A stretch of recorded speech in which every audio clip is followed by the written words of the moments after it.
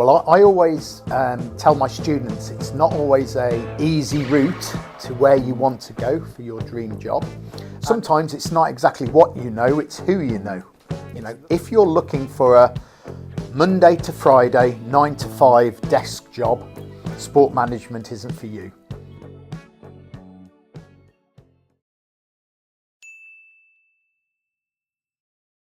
Okay, my name's Ian Webster. I'm Senior Lecturer in Sport and Event Management at Coventry University. I've been lecturing here for over 25 years now, so I've seen lots of changes in both academic life, but also in the sports and events industry. Okay, so my main responsibility is lecturing the students, doing the modules in various modules and various years, so both undergraduate and postgraduate at Coventry University. But my other roles include engaging with industry, bringing opportunities for our students into the classroom, generating live projects for our students to do. So it's what we call more applied research rather than the usual university academic research. So I like to do consultancy projects, do work. I like to go out to tender to look at bids for writing projects which we can get our students to help on. And I also am in charge, really, within our sports and events department, which we like to call SEM, looking for any volunteering and work opportunities that our students can get whilst they're at university, or for their placements, or for graduate jobs as well. So they're my main responsibilities. That's why I'm going grey. You see, I'm old. Okay, well, I always tell my students it's not always an easy route to where you want to go for your dream job. And same with me. I never planned to become a professor in sport management, but I always had a passion for sport at a very young age. I remember going to my first sports match with my parents when I was very young, and my first memorable event was the 1987 FA Cup final at Wembley, when Coventry City, my hometown football team, first reached the FA Cup final, the only time they reached it. So I went to Wembley as a 16-year-old, 100,000 people at an event, and I just went, wow, I love this. I would love to know more about how to generate an event like this, what to do. I did a degree, graduating in 1996 in leisure management, which was the forerunner to our sport management degrees. I then had a few job roles just to earn money, and it was just by chance I was working for an agency which then put me back to Coventry University, and I ended back working for the business school.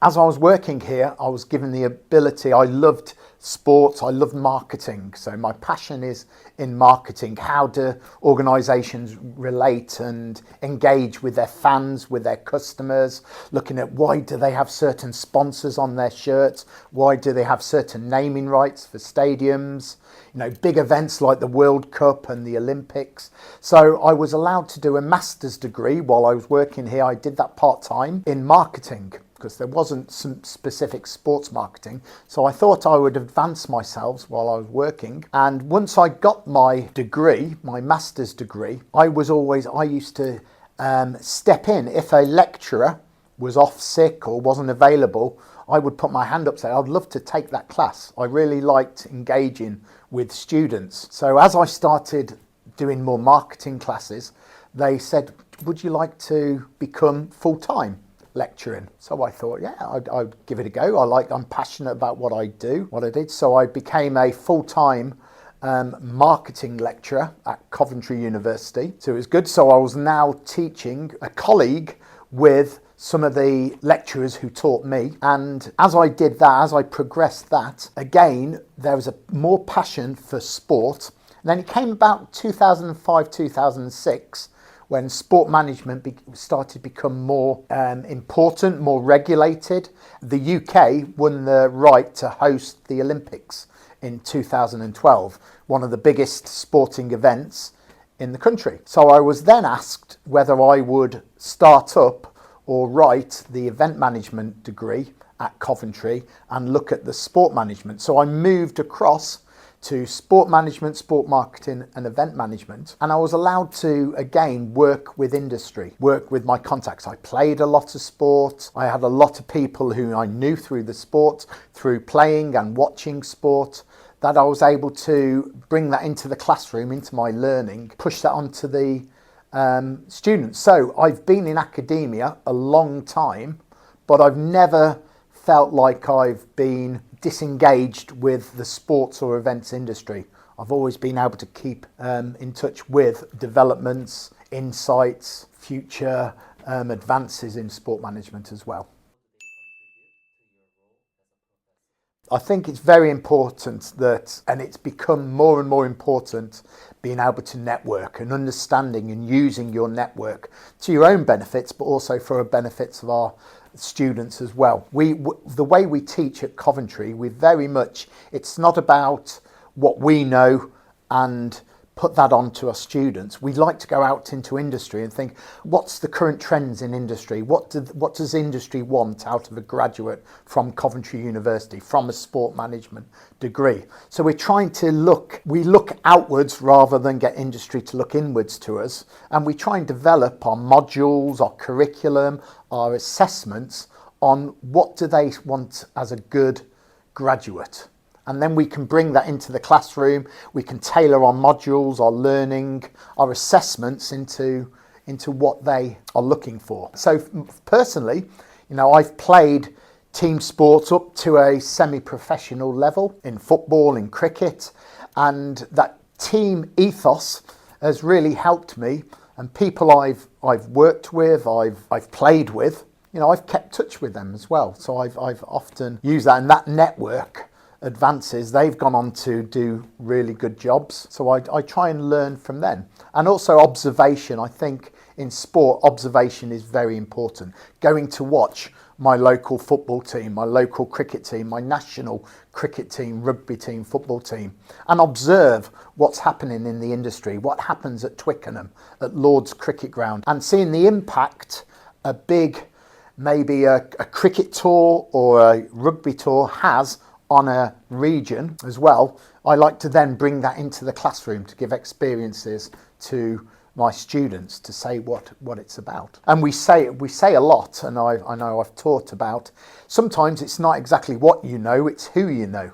It's looking at that. It's sometimes being lucky. We've had students talk about they're in the right place at the right time, or they contacted someone at the right time. But we had I remember having one of our students back talking about their experience, and they gave a quote from the golfer Gary Player, and he said, the more you practice, the luckier you get. So he's saying the more you try things, the more extensive your network is, the more chance you are going to succeed.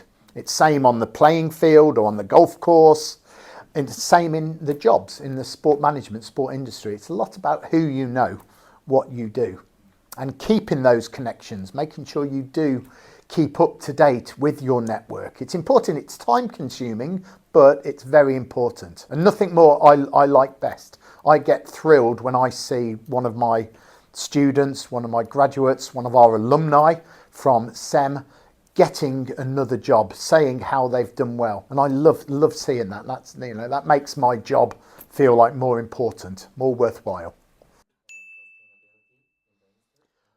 Okay, I think, there's quite a few trends at the moment that we have to adapt to, we have to accept that's coming. So you say digital transformation, digital marketing, use of artificial intelligence, virtual reality in sport. We could see it as a threat, or we could see it as a chance to develop. We see the advances in technology in most sports.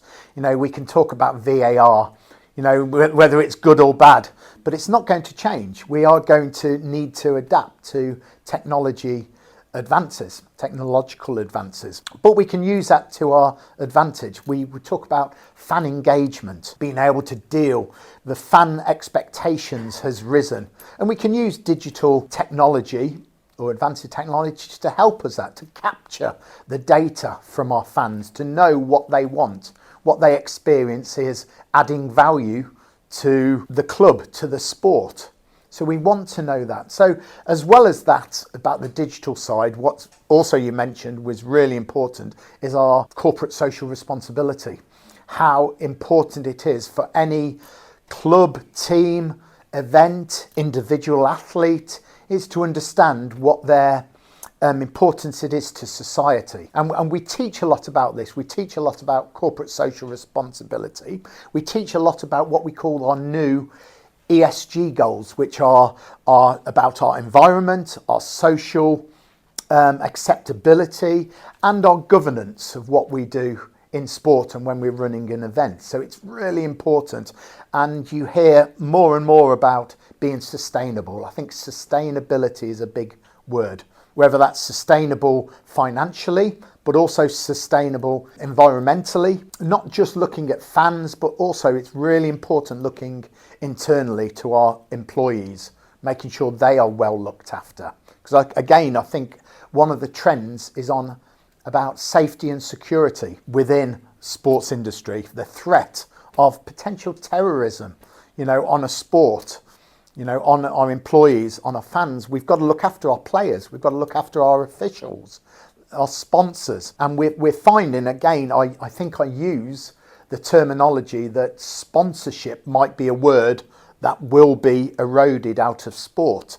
And it's becoming more about partnerships. It's not a one-way thing. So it's understanding who our partners are. And partners and future sponsors will only be involved in sports, in teams, in events, which have a good understanding of society, their social responsibility. So we're finding that money or naming rights, exclusivity, and things like that are only now done with events and teams that do have a good ethical responsibility, a good ethos, a good belief of what they do. So I think that is a growing trend in sports and events. It's huge. So as well as the AI, maybe cryptocurrency, we've got all these new innovations in sport, but I think we need to understand that we need to act responsibly as a society. There's more transparency. We can't hide anything in sport now. We've got to operate in the right way. We've got to treat our own staff the right way. We've got to pay them the right amount. The working environment is very important, and it's very important for our fans. So we talk about our stakeholders, all the different stakeholders. We've got to try and be able to manage and meet their expectations. So that is important. And it's becoming even more important.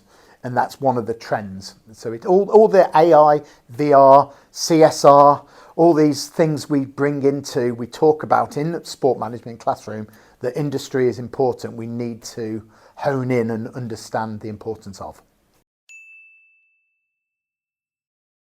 I think it's very much when I see a student, when they come to maybe an open day, or I go to a different country maybe to promote sport management, I say, if you're looking for a Monday to Friday, 9 to 5 desk job, sport management isn't for you. You're going to be working long hours. You're going to be working weekends. You're going to be working outside an office.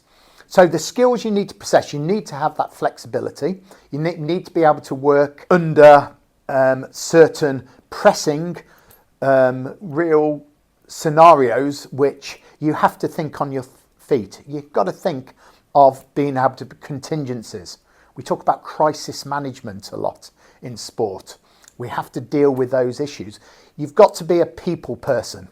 We've got to understand skills that sport management graduates should have. A lot of them are what we call our soft skills, our people skills, being able to deal with difficult customers, scenarios. You're going to be dealing with, we talk about stakeholders, you're going to be dealing with players. players' agents. We're going to be dealing with customers who aren't happy. We're going to be dealing with owners. You might be dealing with people who live around a venue, a stadium, who you have to look for as well. So I want out of a student, I want them to be proactive. I want them to be confident. You know, they have those attributes which are very important to anyone. They've also got to learn, obviously, the hard skills, the theories that we can put into practice to work into any industry. So to look at being able to deal with an operation, how to deal with an event, looking at strategies for an organisation as well. So everything we try and teach in our degrees has what we call a transferability into industry. So a lot of those skills and a lot of what we learn, and I love hearing from our students who have gone on to get graduate jobs, and they said, I'm glad you taught me about that finance, about that strategic module, you know, those operations that you took, the PEST, the SWOT, you know, those simple models and frameworks that they still use in industry, that we teach them. So they have become important of what to do. Okay, when I started lecturing 20 years ago, I thought CSR was something that organisations might do if they had the time, but it wasn't that important. It was more of a PR stunt. It was more something if they wanted to get a pot of money, a pot of funding, they had to tick certain boxes.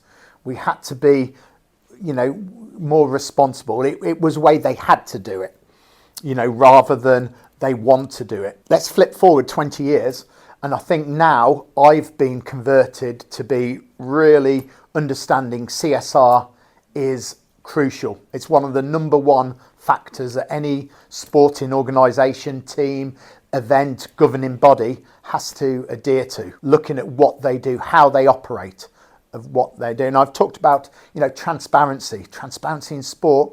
Because of social media, we have these talks about, like, the customer is king, the customer is always right.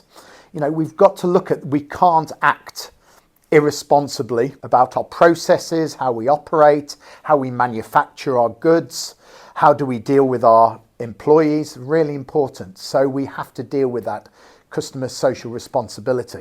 You know, and we talk about being ethically responsible. Again, 20 years ago, people were saying, oh yeah, we might do it if we've got time, if we've got the time and resource to be ethically responsible. Now we have to be. What is ethical now is going to become probably legal requirement in a few years.